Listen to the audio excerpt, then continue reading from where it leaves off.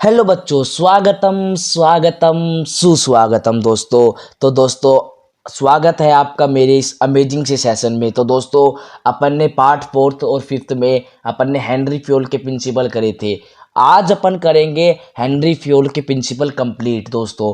ठीक है, तो दोस्तों मैं उम्मीद करता हूँ कि आपने पार्ट फोर्थ और फिफ्थ अच्छी तरह देख लिए होंगे और आपको वो समझ में आ गए होंगे। तो दोस्तों, आज अपन लास्ट पार्ट है, आज इसमें कंप्लीट करेंगे अपने हेनरी फ्योल के सारे प्रिंसिपल और उसको अच्छी तरह जानेंगे कि यार ये प्रिंसिपल क्यों होता है। ठीक है, और जो मान लो केस स्टडी आई तो उसको अच्छी तरह अपन क्रैक भी करेंगे।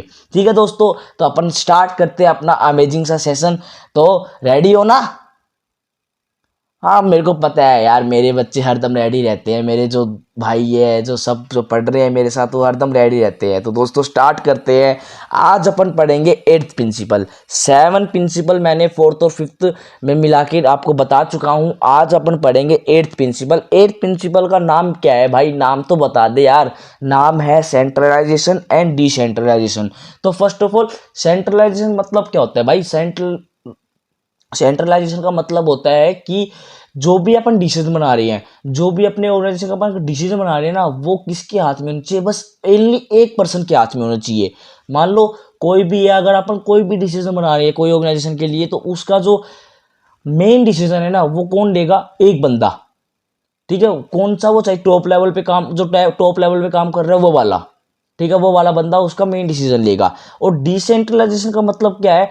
अगर अपन कोई प्लानिंग कर रहे हैं, कोई डिसीजन कर रहे हैं, तो वो अपन किससे? अपन ग्रुप, अपने जितने भी बंदे एम्प्लॉयज लग रहे हैं ना, उनसे डिस्कस करके कर रहे हैं। उनसे डिस्कस करके कर रहे हैं, तो उसको कहते हैं अपन डिसेंट्रलाइजेशन। जैसे कि मान लो मैं कोई ऑर्गेनाइजेशन खोल रहा हूँ, मैं आज मान लो कोई इंस्टीट्यूट खोल रहा हूँ, तो मेरे को जो डिसीजन, मैं मान लो सारे डिसीजन मैं खुद ले रहा हूँ, तो मेरी क्या जो है वो सेंट्रलाइजेशन पावर है। जैसे कि चाइना, चाइना में ओनली एक गवर्नमेंट है, तो सारे डिसीजन कौन लेती है? वो गवर्नमेंट लेती है। तो वो क्या सेंट्रलाइजेशन, उनकी क्या है? सेंट्रलाइजेशन पावर है। ठीक है, अपनी क्या है? अपने जैसे इंडिया, इंडिया डिसेंट्रलाइजेशन का बहुत बड़ा एग्जाम्पल है। इसमें जो कोई डिसीजन लेता है, कोई भी अगर मान लो इकोनॉमी के, इंडिया के अकॉर्डिंग कोई भी अगर डिसीजन लिया जाता है, तो वो पार्लियामेंट में होता है, वो सबके सामने डिस्कस होता है कि ये जो डिसीजन है वो सही है या नहीं है। ठीक है, तो दोस्तों एग्जाम्पल मैंने बता दिए। ये एग्जाम्पल वैसे आपको सेट नहीं करके आने क्वेश्चन में, बट मैंने बता दिया कि इंडिया इज अ डिसेंट्रलाइजेशन। ठीक है, और China is a centralisation. Okay, तो चलिए दोस्तों अपन पढ़ते हैं सेंट्रलाइजेशन एंड डिसेंट्रलाइजेशन क्या होता है। तो क्या बोलता है कि, एक minute, the centralisation of decision making authority is called centralisation. अगर सेंट्रलाइजेशन वो होती है जो जिसमें डिसीजन मेकिंग अथॉरिटी एक ही बंदा हो, ओनली वन पर्सन। क्या? ओनली वन पर्सन, उसको अपन क्या बोलती है? सेंट्रलाइजेशन है, सेंट्रलाइजेशन पावर है इसके पास। ठीक है ना? अब and डिस्प्रियल dispersal and distribution of authority among more than one individual is called as decentralization। MCQ gold है, पूछा भी जाता है एमसीक्यू में सेंट्रलाइजेशन का और डिसेंट्रलाइजेशन का। ठीक है ना? मतलब अपनी पावर अपन औरों के सामने डिस्ट्रीब्यूट कर रहे हैं, मतलब औरों के साथ शेयर कर रहे हैं। ठीक है ना? तो उसको क्या कहते हैं? डिसेंट्रलाइजेशन। सेंट्रलाइजेशन में वन वन वन पर्सन लेता है डिसीजन, और डिसेंट्रलाइजेशन में लेते हैं मोर देन वन पर्सन। चाहे दो हो, तीन हो, 100 हो, 200 हो, वो इनफिनाइट होता है। ठीक है ना? डिसीजन चाहे आप सबके सामने ले रहे हो, चाहे आप किसी के, मतलब किसी के साथ भी ले रहे हो। ठीक है, उसको कहते हैं अपन डिसेंट्रलाइजेशन। अब इसमें से और थर्ड पॉइंट क्या बोलता है? एक minute, this is need to balance subordinate involvement through decentralization with manager retaining the final authority through centralization। देखो ये क्या बोलते हैं, ये ना एक बैलेंस क्रिएट करता है। कौन? डिसेंट्रलाइजेशन। किसके बीच में? एम्प्लॉयज के बीच में और एक मैनेजर के बीच में एक बैलेंस क्रिएट करता है। मान लो देखो, मैं कोई बता आपको एग्जांपल देता हूँ। मान लो मैंने ऑर्गेनाइजेशन खोल रखी है। ठीक है, मैं उसमें जो मेरा जो कोई डिसीजन है ना, मैं मेरे दोस्तों, मेरे जो मेरे साथ पढ़ा रहे हैं उसके साथ क्या कर रहा हूँ? मैं उसको मतलब डिस्ट्रीब्यूट कर रहा हूँ। तो यार ये क्या है? उसके बीच में और मेरे बीच बीच में जो रिलेशन है ना, वो अच्छा रहेगा। कि यार वो भी सोचेगा कि यार जो भी अगर एक काम कर रहा है वो मेरे से पूछ के कर रहा है, तो उसके अंदर भी एक मतलब इक्विटी की भी वो आएगी। सेंस आएगी यार, इक्विटेबल है, मतलब इक्विटी भी क्रिएट हो रही है इसके अंदर, ठीक है ना। एक ट्रस्ट का भी क्या नाम है उसके अंदर वही भाई क्रिएट होगा कि यार भाई वो बंदा मेरे पर ट्रस्ट कर रहा है, वो मेरे से अगर डिसीजन ले रहा है तो मैं उसको अच्छा बताऊं, ठीक है ना। वेदर अगर मान लो भाई मैं सारे डिसीजन मैं खुद ही ले रहा हूँ, तो वो क्या सोचेगा, यार मेरी तो कोई पूछ ही नहीं है, तो मैं क्या करूंगा यार, मतलब मैं इसके साथ फिर काम क्यों कर रहा हूँ, समझ रहे हो ना। तो डिसेंट्रलाइजेशन क्या क्रिएट करता है, वो सबॉर्डिनेट के साथ अपना कनेक्शन क्रिएट करता है, और मतलब सबॉर्डिनेट और मैनेजर के साथ अपना कनेक्शन क्रिएट करता है, ठीक है ना। और इसमें आप नेक्स्ट पॉइंट क्या बोलता है, the degree of centralisation and decentralisation will depend on the condition of the company is working. देखो डिसेंट्रलाइजेशन एंड सेंट्रलाइजेशन की जो डिग्री है ना, वो डिपेंड करती है कि अपनी जो ऑर्गेनाइजेशन है वो कैसे वर्क कर रही है, जो अपनी कंपनी है वो कैसे वर्क कर रही है, ठीक है। मान लो इसमें क्या है, मान लो अपनी जो कंपनी है, मैं डिसीजन बनाता हूँ उसका, ठीक है, और वो बेहतर प्रॉफिट दे रही है, प्रॉफिट मतलब जो ऑर्गेनाइजेशन जो उसके गोल है वो अचीव हो रहे हैं, तो यार वो जो पावर है, जो डिग्री है सेंट्रलाइजेशन, वो उसमें काम कर रही है। मान लो भाई मैं जो क्या नाम है डिसीजन बना रहा हूँ, ठीक है, उससे क्या हुआ, उससे जो एम्प्लॉयज है ना वो राजी नहीं है, और जो गोल थे ऑर्गेनाइजेशन के वो अचीव नहीं हो रहे, तो यार एक बात बताओ, क्या मेरी सेंट्रलाइजेशन की जो पावर है वो काम कर रही है, नहीं ना। तो इससे रिगार्डिंग क्या ऑप्शन है कि मैनेजर को, कि आप अपनी जो पावर है वो किसके साथ, वो दूसरों के साथ भी शेयर करो, जो आपकी डिसीजन मेकिंग है जो आप बता रहे हो वो दूसरों के साथ शेयर करो, जिससे कि क्या हेल्प होगी, जिससे एम्प्लॉयज भी हैप्पी होंगे, और हैप्पी होंगे तो यार वो ऑब्वियसली इफेक्टिवली एंड एफिशिएंटली काम करेंगे, और जो ऑर्गेनाइजेशन है वो क्या करेगी, वो अपने जो गोल है वो अचीव कर लेगी at a point of time पे। ओके, इतना समझ में आया दोस्तों। अब क्या बोलते हैं, in bigger organisation there is a more kind of decentralisation but in smaller organisation there will be a centralisation. अब देखो जिसका मतलब क्या है, मान लो आप सोल प्रोप्राइटरशिप खोल के बैठे हो, ठीक है, तो यार उसमें कम डिसीजन कौन लेगा, आप ही तो लोगे यार, अकेला बंदा है, अकेला ही तो डिसीजन लेगा। वेदर आप पार्टनरशिप खोल के बैठे हो, आप एक पार्टनरशिप में काम कर रहे हो, तो यार उसमें डिसीजन कौन लेगा, जितने भी पार्टनर है वो लेंगे, समझ रहे हो। अपनी ऑर्गेनाइजेशन को अच्छे से चलाने के लिए अगर आपने पार्टनरशिप फर्म खोल रखी है तो आपको सब पार्टनर की सहमति होगी, ठीक है ना। सोल प्रोप्राइटरशिप में तो आप सेंट्रलाइजेशन कर सकते हो, इसमें वैसे बोला है, अगर कोई बड़ी है जैसे मान लो टाटा है, भाई टाटा जो डिसीजन लेती है तो वो सबसे पूछती है, मतलब जो मेन है उसके सीईओ हो गए, जैसे उसके जो कोई मैनेजर हो गया, उसका कोई जैसे कोई भी सीएचओ हो गया, उनसे डिस्कस करती है कि यार ये डिसीजन सही है क्या नहीं है, ठीक है। वही बोल रहा हूँ कि बड़े ऑर्गेनाइजेशन क्या पावर यूज करते हैं, डिसेंट्रलाइजेशन की, और सो कोई स्मॉलर कंपनी है ना वो यूज करती है अपनी सेंट्रलाइजेशन की पावर। ओके, इतना समझ में आ गया। तो मैं उम्मीद करता हूँ कि आपको सेंट्रलाइजेशन एंड डिसेंट्रलाइजेशन अच्छी तरह समझ में आ गया। ओके दोस्तों, अब अपन बात करते हैं नाइन्थ पॉइंट। नाइन्थ पॉइंट क्या बोलता है, स्केलर चेन, ठीक है दोस्तों। तो क्या बोलता है, an organisation consist various superior and subordinate. भाई हर ऑर्गेनाइजेशन में क्या सुपीरियर भी बहुत ज्यादा है और सबॉर्डिनेट भी बहुत ज्यादा है, ठीक है दोस्तों। In formal line of authority from highest to lowest rank is known as scalar chain. MCQ gold, MCQ gold है, पूछ सकते हैं एमसीक्यू में कि स्केलर चेन किसको कहते हैं, कि the formal line of the authority from highest to lower rank, highest to lower जैसे टॉप लेवल से लेके अपन मिडिल लेवल तक आ रहे हैं, फिर उसके बाद लोअर लेवल पे आ रही है, तो उसको क्या कहते हैं, स्केलर चेन कहते हैं, ठीक है। Organisation should have a chain of authority and communication that run from top to bottom and should be followed by all manager and subordinate, ठीक है। ये बोलते हैं स्केलर चेन, मतलब जो ऑर्गेनाइजेशन है ना उसके पास अथॉरिटी होनी चाहिए कि, और कम्युनिकेशन होना चाहिए सबके साथ, टॉप से बॉटम के पास, ठीक है, उनके पास होना। जैसे मान लो देखो मैं एग्जांपल लेता हूं कि एक ऑर्गेनाइजेशन है, उसमें एम्प्लॉयज लग रहे हैं अपने को, उस पे किस पे लग रहे हैं एम्प्लॉयज, अपने लास्ट लेवल पे, मतलब टॉप मिडल और लोअर लेवल पे एम्प्लॉयज लग रहे हैं। मान लो एम्प्लॉयज को कुछ ना कुछ प्रॉब्लम आ रही है और वो बात करना चाहता है किससे, टॉप लेवल से, वो बात करना चाहता है किससे, टॉप लेवल से। तो इसमें बोलता है कि जो टॉप लेवल पे जो बंदे बैठे हैं, जो मैनेजर बैठे हैं ना, उनको कांटेक्ट रखना चाहिए किनके साथ, एम्प्लॉयज के साथ जो कि लोअर लेवल पे बैठे हैं, ठीक है। इसमें क्या होगा, जो टॉप वाला है, जो मतलब जो लोअर लेवल है, वो किसको बताएगा, वो बताएगा मिडल वालों को। मिडल वाला क्या करेगा, फिर वो टॉप वाले को बताएगा। अब इसमें टाइम लगता है, तो इसमें बोलता है कि है ना, कम्युनिकेशन होना चाहिए टॉप वाले का बॉटम के साथ। भाई क्या क्या प्रॉब्लम है, मतलब जो डिसीजन बनाया है वो ठीक बनाया है कि नहीं बनाया, मतलब जो प्रिंसिपल अपन ने सेट किया है एम्प्लॉयज़ के लिए, तो वो क्या सही है वो।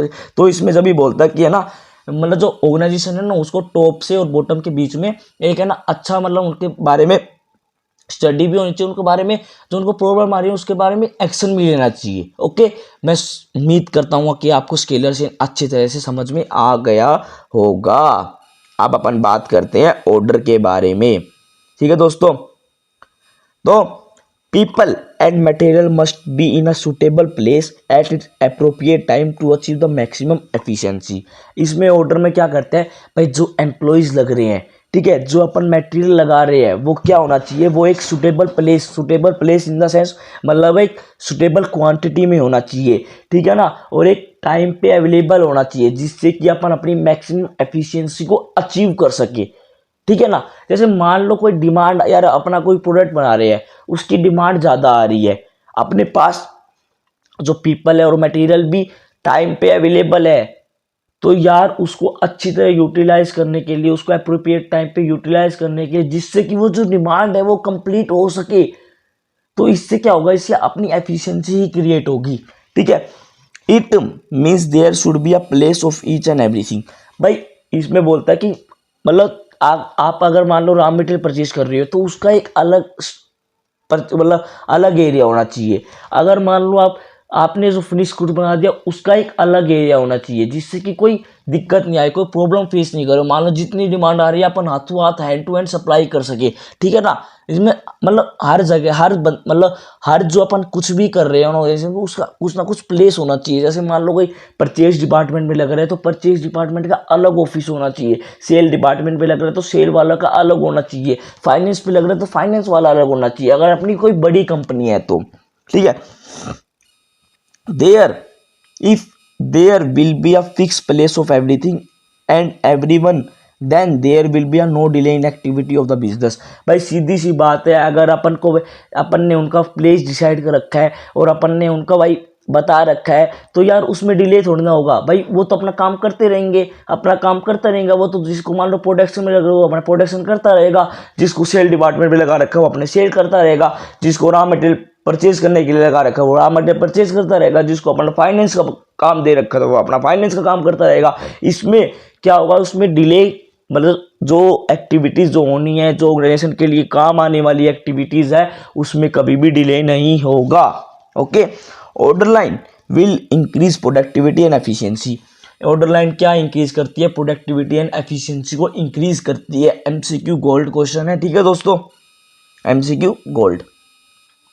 और मैं जो बोल रहा हूँ MCQ gold, please write down in your notebook. ठीक है, और आपको अगर इसके नोट्स बनाने हैं, तो दोस्तों इसके नोट्स भी बना सकते हो। आपको आज फ़ायदा मैं बोल रहा हूँ, आज आप पढ़ लेना, आपको लास्ट मतलब जब पेपर आएंगे उसके पहले बहुत ज़्यादा फ़ायदा होगा इस नोट्स के। केस स्टडी सॉल्व करने के लिए बहुत ज़्यादा आपको एक मतलब आपको एक ना रॉ मटेरियल मिल जाएगा। मैं बताता हूँ, आपको एक ना मटेरियल मिल जाएगा यार, उसमें से पढ़ लेते हैं। आप खुद के नोट्स बनाओगे, आपको इजीली अंडरस्टैंडेबल होगा। ठीक है दोस्तों, तो मैं उम्मीद करता हूँ कि आपको ये ऑर्डर वाला प्रिंसिपल अच्छी तरह समझ में आ गया होगा। देखो, अब अपन बात करते हैं 11th प्रिंसिपल, वो बोलता है इक्विटी। तो भाइयों, इक्विटी क्या बोलती है? देखो, इक्विटी बोलती है इक्विटेबल होना चाहिए। मतलब देखो, जैसे मान लो आज आप कोई भी ऑर्गेनाइजेशन में जाती हो, ठीक है ना, आप कोई भी डिपार्टमेंट में लगते हो, तो यार आपके अंदर इक्विटी हो, आप मतलब आप उस ऑर्गेनाइजेशन क्या कहोगे यार, सब इक्वल ट्रीट हो। ऐसा नहीं है कि यार भाई आप मान लो परचेज डिपार्टमेंट पे लग रहे हो, ठीक है, आपके पास भी क्वालिफिकेशन सेम एज दूसरे बंदे की तरह भी है आपके पास, ठीक है ना। भाई एक्सपीरियंस तो देखो अलग होता है, पर आपके पास क्वालिफिकेशन है ना, वो सेम है। और एक बात बताओ यार, उसको सैलरी मिल रही है आपसे ज़्यादा और आपको मिल रही है कम, हालांकि काम दोनों सेम कर रहे हैं, तो यार एक बात बताओ, आपको अंदर से सेटिस्फेक्शन मिलेगा कि यार ये ठीक हो रहा है? नहीं ना। वही बोलता है कि इसमें बोलता है इक्विटी क्रिएट होनी चाहिए यार हर बंदे के साथ। ठीक है, चलो पढ़ते हैं क्या। Equity follow the principle of no discrimination among employees on the basis of by the manager.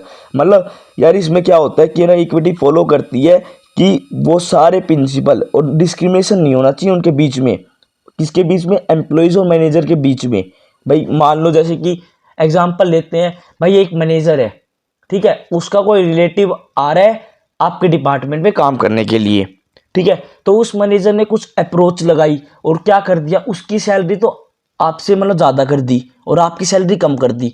तो यार एक बात बताओ, क्या आप इक्विटी में रहे हो? नहीं ना। आपका जो ये इक्विटी वाला प्रिंसिपल है तो वॉयलेट हो गया ना। तो इस चीज़ को मतलब ठीक करने के लिए अपन इसने हेनरी फ्योल ने बनाया क्या, इक्विटी वाला प्रिंसिपल, कि भाई हर एम्प्लॉयज को ट्रीट करो मतलब एज अ इक्विटी पे, इक्विटेबल उनको क्या नाम है वो दो। ये नहीं है भाई कोई एम्प्लॉयज आ रहा है तो उसको हायर सैलरी दे रहे हो और जो पहले से काम कर रहे हो उसको कम दे रहे हो, ऐसे थोड़ा ना होता है भाई। इक्विटी पे रखो सबको, मतलब जो परचेज डिपार्टमेंट में है जो जितने भी है तो उसको इक्विटी पे रखो ना, ठीक है। This principle give more emphasis on kindness and justice in the behaviour of manager towards employees. भाई ये वाला प्रिंसिपल क्या देता है? काइंडनेस देता है, ठीक है, और एक क्या नाम है, जस्टिस देता है। किसको? एम्प्लॉयज को। किसके टुवर्ड्स? मतलब एम्प्लॉयज को एक जस्टिस देता है कि भाई आप, हाँ भाई, इक्विटेबल ट्रीट हो रहे हो, ठीक है, किसकी नजरों में? मैनेजर की नजरों में, ठीक है। Manager should no discrimination employees, मतलब manager should not discriminate employees and worker on the basis of religion, caste, skin colour, language, believes and sex. मतलब ऐसा नहीं है भाई कि भाई ये बंदा जैसे क्या नाम है भाई उस कास्ट का है तो यार इसको अपन क्या नाम है डिस्क्रिमिनेट करे उसको। नहीं भाई, कंपनी में कोई नहीं देखा जाता, कंपनी में सब बराबर होते हैं। भाई अगर आप कोई ऑर्गेनाइजेशन कर रही हो तो इसमें ये नहीं देखो कि भाई कि वो हिंदू कास्ट से है कि वो दूसरे कास्ट से है, ठीक है ना, कि यार वो उस रिलीजन से है यार ये उस रिलीजन से है, यार वो गर्ल्स है यार ये बॉयज़ है, ये गरीब है तो इसको ज़्यादा सैलरी दे दी, यार ये अमीर है। नहीं, ये नहीं देखा जाता भाई, जितना काम करोगे आप उस हिसाब से अपनी सैलरी लोगे, ठीक है दोस्तों। Everyone should be treated as same on the same ground and treated all employees as far as you can. मतलब जो जितने भी एम्प्लॉयज है उसको एक अच्छी तरह ट्रीट मिले, उसको अच्छी तरह एक मतलब अच्छा ट्रीटमेंट मिले, अच्छा मतलब एक अच्छा वेदर मिले, अच्छा एटमोसफियर मिले उससे। Equal opportunity should be given to every employees. हाँ, इक्वल अपॉर्चुनिटी देनी चाहिए भाई हर एम्प्लॉयज को, ठीक है।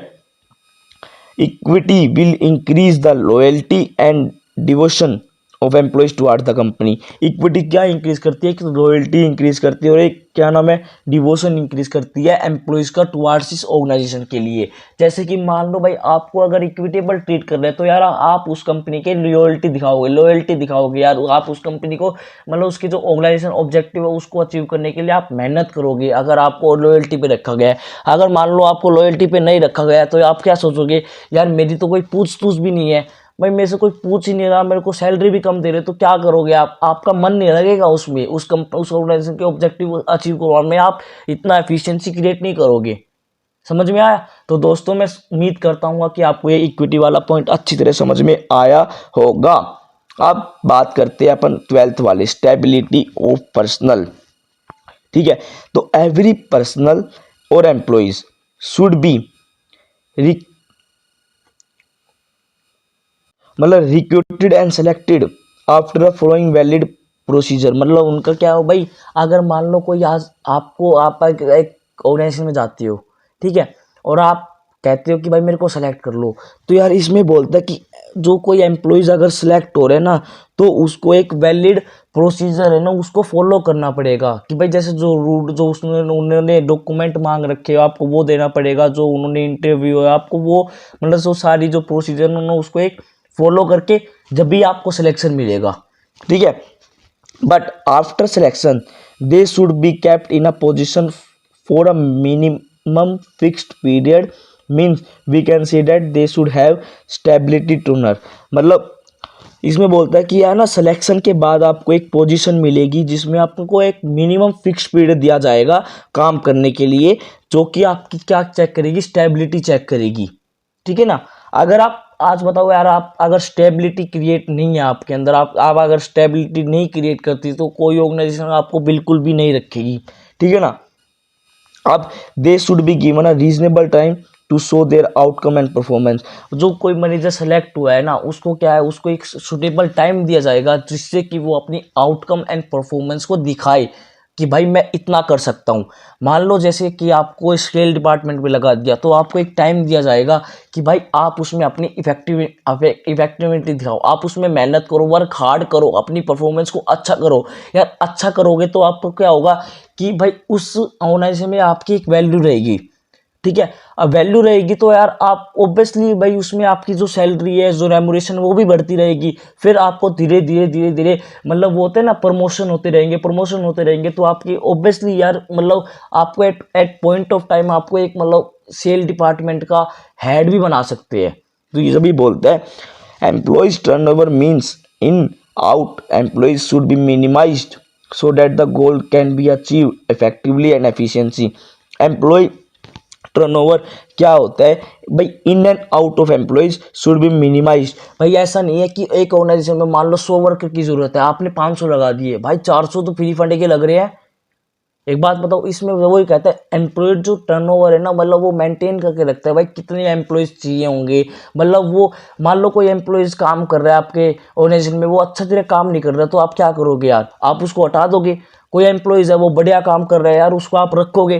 तो वही बोलता है in and out of the employees minimise करते हैं वो, जिससे कि अपना जो आपके जो गोल है ना ऑर्गेनाइजेशन के, वो अचीव हो सके, किसके वजह से, इफेक्टिवली एंड एफिशिएंसी के लिए। ठीक है दोस्तों, तो मैं उम्मीद करता हूँ कि आपको ये वाला प्रिंसिपल अच्छी तरह समझ में आ गया होगा। ठीक है, अब बात करते हैं अपन नेक्स्ट प्रिंसिपल। नेक्स्ट प्रिंसिपल बोलता है इनिशिएटिव। तो initiative mean taking the first step with self motivation. मतलब सेल्फ मोटिवेशन के साथ अपन ने फर्स्ट स्टेप स्टार्ट किया। जैसे मैं आज आपको पढ़ा रहा हूँ, तो यार ये क्या है, मेरा एक सेल्फ मोटिवेशन है जो मैं आपको आज पढ़ा रहा हूँ। मतलब मैंने एक फर्स्ट स्टेप क्रिएट किया है कि सेल्फ मोटिवेशन का क्या, मेरे को पढ़ाना है तो मैं खुद के दम पे पढ़ा रहा हूँ ना। ये बोलता है कि इनिशिएटिव है भाई, ठीक है। अब और हर एम्प्लॉय जो भी ऑर्गेनाइजेशन में काम कर रहा है वो खुद खुद के मतलब सेल्फ मोटिवेशन से काम कर रहा है। अब मोटिवेशन इन द सेंस भाई, चाहे वो फैमिली की वो मान लो प्रॉब्लम मान लो, या फिर जिसको मन है भाई काम करने का, वो तो अपनी सेल्फ मोटिवेशन से काम करता है, ठीक है। Every organisation should have increase the initiative principle within the employees in the organisation. भाई हर जो ऑर्गेनाइजेशन है ना, वो इंक्रीज करती है उनका इनिशिएटिव को, इनिशिएटिव प्रिंसिपल, जिससे कि एम्प्लॉयज है ना वो अच्छी तरह काम कर सके, अच्छी तरह वर्क हार्ड कर सके उस ऑर्गेनाइजेशन के ऑब्जेक्टिव को अचीव करने के लिए। Initiative is an inherent capacity of the intelligent person. जो इनिशिएटिव होती है ना, वो एक इनहेरेंट कैपेसिटी होती है, ये आपको दर्शाएगी नहीं यार, ये आपके अंदर से होगी। जैसे मान लो कि आप कोई ऑर्गेनाइजेशन में लग रहे हो, ठीक है यार, आपका मन है उस ऑर्गेनाइजेशन का, आप सोच रहे हो कि यार इस ऑर्गेनाइजेशन को इतना बड़ा कर दे, मतलब इतना बड़ा फैला दे कि जिससे कि आने मतलब जिससे कि कोई ऑर्गेनाइजेशन मतलब जैसे बोलता है ना कि यार भाई जब कंपनी चलती है वो किसके बेस से चलती है, वो कंपनी चलती है एम्प्लॉयज जितने उसमें काम कर रहे हैं, ठीक है ना। कि कोई अकेला बंदा कंपनी कभी भी नहीं चला सकता, उसमें ग्रुप एफर्ट लगते हैं यार। कोई एम्प्लॉयज लग रहे हैं तो वो एक मतलब अंदर से होता है कि यार इस कंपनी को अपन इतनी ऊंचाइयों पे ले जा सके, जिससे कि अपन को मतलब एक बेनिफिट में मिले और बोले कि भाई एम्प्लॉयज थे आज इतनी अचीवमेंट लेके बैठे हैं, ठीक है ना। जब ये बोलते हैं कि नहीं इनहेरेंट कैपेसिटी होती है यार, ये अपन को सामने से नहीं दिखती, ये अपने अंदर से ही क्रिएट होती है यार, ये वाली कौन सी, इनिशिएटिव वाली। ठीक है दोस्तों, it means thinking out a plan and executed. मतलब इसमें का मतलब क्या है, it means thinking out a plan and executed. मतलब अंदर से प्लान बनते हैं कि यार ये प्लान जैसे कि सुटेबल रहेगा। जैसे कि मान लो कोई सेल के लिए है, सेल के लिए क्या करते हैं कंपनी वाले, बम्पर प्राइस ऑफर करते हैं, या फिर कुछ ना कुछ प्लान बनाते हैं कि भाई आपको मान लो जैसे इतनी प्रोडक्ट सेल करो, हमारा आपको एक ऑफर मिलेगा, आपको एक ट्रिप मिलेगी। तो क्या आउट तो अंदर से प्लान होता है, और जिसको अपन एग्जीक्यूट करते हैं, जिसको अपन भाई बताते हैं दूसरों को, क्या पता वो आपका प्लान अच्छा लगे ऑर्गेनाइजेशन को, और जिससे कि आपको भाई वो जो प्लान है वो मतलब इम्प्लीमेंट हो जाए। ओके दोस्तों, worker in the organisation should be encouraged to develop their own principle with the scope of improvement, but it should be in a limit of authority. Okay इसमें बोलता है कि है ना वर्कर है ना जो ऑर्गेनाइजेशन के, वो अपने अपने आप अपने प्लान ऑर्गेनाइज कर सकता है, बट उसको लिमिट में रहना पड़ेगा भाई। ऐसा नहीं है कि मान लो जैसा कोई भाई सेल डिपार्टमेंट में लग रहा है भाई, वो चला गया मार्केट में क्या करने के लिए, मतलब ऑर्डर लेने के लिए, ठीक है, और वो बोल आया कि आप एक डब्बे मतलब आप मान लो कोई एक मतलब क्वांटिटी इतना परचेज करोगे और आपको इतना डिस्काउंट दे देंगे, हालांकि उसके पास कोई अथॉरिटी नहीं है। तो यार एक बात बताओ, क्या वो दे सकता है? नहीं। इसमें बोलता है कि अगर आप अपने प्लान बनाओ, ठीक है, आप खुद को इम्प्रूवमेंट भी करो, बट अपनी अथॉरिटी के जितनी आप मतलब जितनी आपको उन्होंने पावर दे रखी है ना, उस तक ही यूज़ करो, उस लिमिट तक ही यूज़ करो, ठीक है। ऐसा नहीं है कि भाई वहाँ जाके आप कुछ कुछ भी बोल रहे हो, नहीं भाई ऐसा नहीं है बिल्कुल भी। ओके दोस्तों, अब नेक्स्ट पॉइंट क्या बोलता है, employee suggestion system regular meeting are the tool to encourage initiative. अब क्या है, एम्प्लॉयज का जो सजेशन सिस्टम है, रेगुलर मीटिंग करके अपन क्या कर सकते हैं, अपने जो इनिशिएटिव को अपन इंक्रीज कर सकते हैं, अपन एनकरेज कर सकते हैं। Initiative does not mean to going against the establish principle rule and regulation pursued company for the sake of the different sake of being different, ठीक है। ये मतलब उसमें नहीं एस्टेब्लिश होते, मतलब ये इसका मतलब ये नहीं है कि भाई आप उसके प्रिंसिपल के अगेंस्ट जाओ, जो रूल एंड रेगुलेशन है उसके अगेंस्ट जाओ, ये नहीं बोलता भाई इनिशिएटिव, ठीक है। जितनी मतलब भाई आपको पावर मिली है आप उतने ही यूज करो।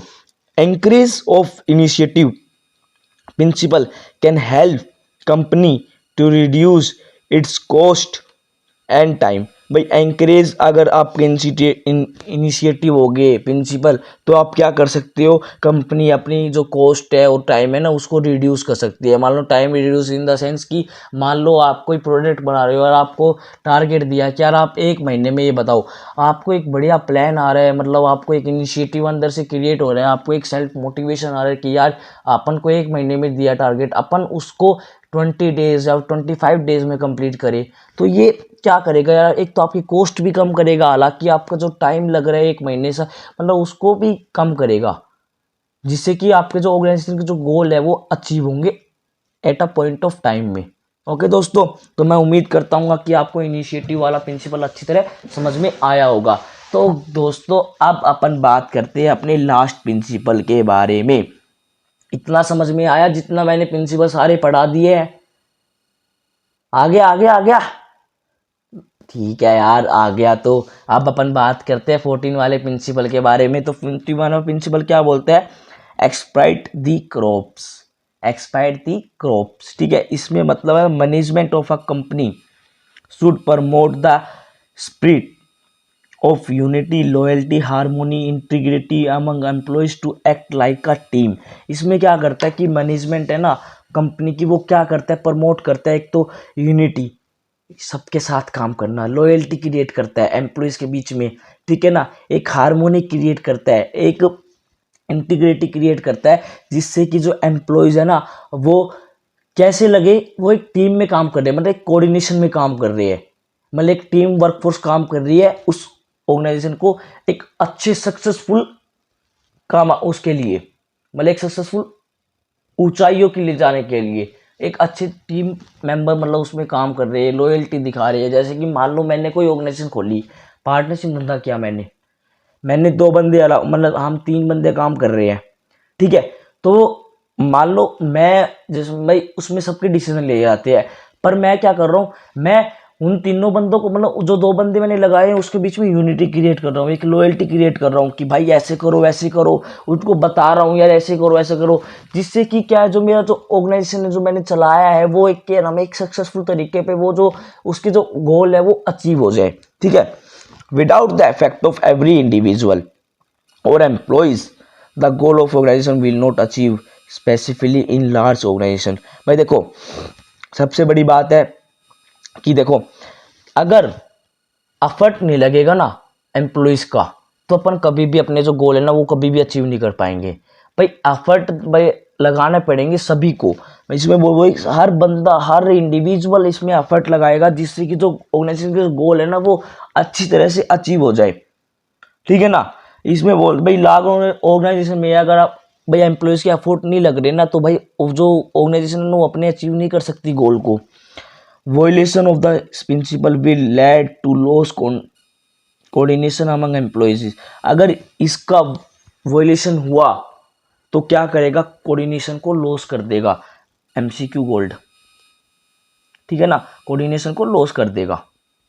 अब इसमें नेक्स्ट पॉइंट पढ़ते तो encourage team spirit, a manager should use the word we instead of I, it mean it the meeting और कंजर्वेशन विद स्टाफ। मतलब इसमें बोलता है अगर भाई इसको लगाना है मैनेजर को तो क्या इसको क्या नाम है ना वर्ड को यूज करना पड़ेगा वी इंस्टेड ऑफ आई। मतलब कि जो ऑर्गेनाइजेशन गोल है ना वो हम सब कंप्लीट करेंगे ना कि मैं अकेला, ठीक है ना। एमसीक्यू गोल्ड है, क्वेश्चन बहुत बार पूछा भी गया है, केस स्टडी में भी सीधा लिखा आता है which principle use the we instead of I, ठीक है ना। स्प्राइट द क्रॉप, मतलब एमसीक्यू गोल्ड है। मतलब इसमें बोलता है कि ऑर्गेनाइजेशन है जो मैनेजर है ना वो क्या करेगा, वो बोलेगा कि हम सब ऑर्गेनाइजेशन के गोल अचीव करेंगे ना कि मैं अकेला। तो इससे क्या होगा, इससे जो भी एम्प्लॉयज है वो उसके बीच में कोऑर्डिनेशन आएगा, उसके बीच में इक्विटी आएगी यार कि हमारी भी पूछताछ है तो हम उस कंपनी के लिए कुछ ना कुछ बेस्ट दे, ठीक है। This principal is increase the mutual trust among the employees and reduce the chance of plenty provision. भाई ये वाला क्या करेगा, जो ये प्रिंसिपल है ना वो इंक्रीज करेगा उसका म्यूचुअल ट्रस्ट एंड किसके बीच में, एम्प्लॉयज के बीच में और मैनेजर के बीच में एक ट्रस्ट क्रिएट करेगा। और क्या करेगा, एक जो प्लेंटी है ना उसको रिड्यूस करेगा, ठीक है दोस्तों। तो मैं उम्मीद करता हूँ कि आपको ये 14 के 14 प्रिंसिपल अच्छी तरह समझ में आए होंगे। 90 मिनट का सेशन था ये प्रिंसिपल का और मोस्ट इम्पोर्टेंट प्रिंसिपल है दोस्तों।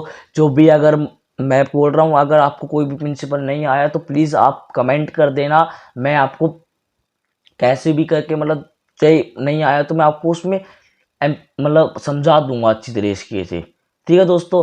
तो मैं उम्मीद करता हूँ और अपनी जो पढ़ाई है वो कैरी ऑन करते रहो भाई, बहुत मज़े आने वाले हैं। 12th का नया सेशन है, मैं बोलता हूँ भाई आज मेहनत कर लो, कल आपको बिल्कुल भी दिक्कत या फिर प्रॉब्लम फेस नहीं होगी। अगर आपने आज मेहनत नहीं करी ना तो आपको बोर्ड एग्जाम से पहले भाई आप बताओ क्या देखोगे कि यार कोई वन शॉट दिखा दो, कोई वन शॉट है तो यार वो बता दो। मैं बोलता हूँ भाई आज मेहनत कर लो, सबसे बढ़िया फायदे में रहोगे, आपको वन शॉट में जाना भी नहीं पड़ेगा। जितना मैं करवा रहा हूँ भाई उतना आप एक बार रिवाइज कर लो अपनी बुक से, जो मेरे साथ नोट्स पढ़ा रहे हैं भाई उस नोट्स को एक बार गो थ्रू कर लो। गारंटी की बात है भाई रिवाइज तो आपको पक्का हो जाएगा। और मैं समझा रहा हूँ तो देखो पॉइंट याद रखो यार, जैसे कि भाई ये क्या बोल रहे हैं, ठीक है, उस पॉइंट को उसके जो की पॉइंट है उसको याद रखो और आपको बिल्कुल बेनिफिट मिलेगा केस स्टडी सोल्व करने के लिए भी और आपको एक लिखने के लिए भी। क्योंकि देखो प्रीपोजिशन एंड कंजक्शन अपन खुद बना सकते हैं सेंटेंस अगर आपको मीनिंग बताओ तो, ठीक है। मैं बोलता हूँ दोस्तों ये वाला चैप्टर में ये चीज़ मेन है जो मैंने आपको समझा दी है। तो दोस्तों मैं उम्मीद करता हूँ कि आपको हेनरी फ्यूल के सारे प्रिंसिपल रिवाइज हो गए हैं। तो थैंक यू फॉर दिस, और नेक्स्ट वीडियो भी अपलोड होती रहेगी। तो बाय बाय, मिलते हैं नेक्स्ट वीडियो में। थैंक यू दोस्तों, बाय बाय।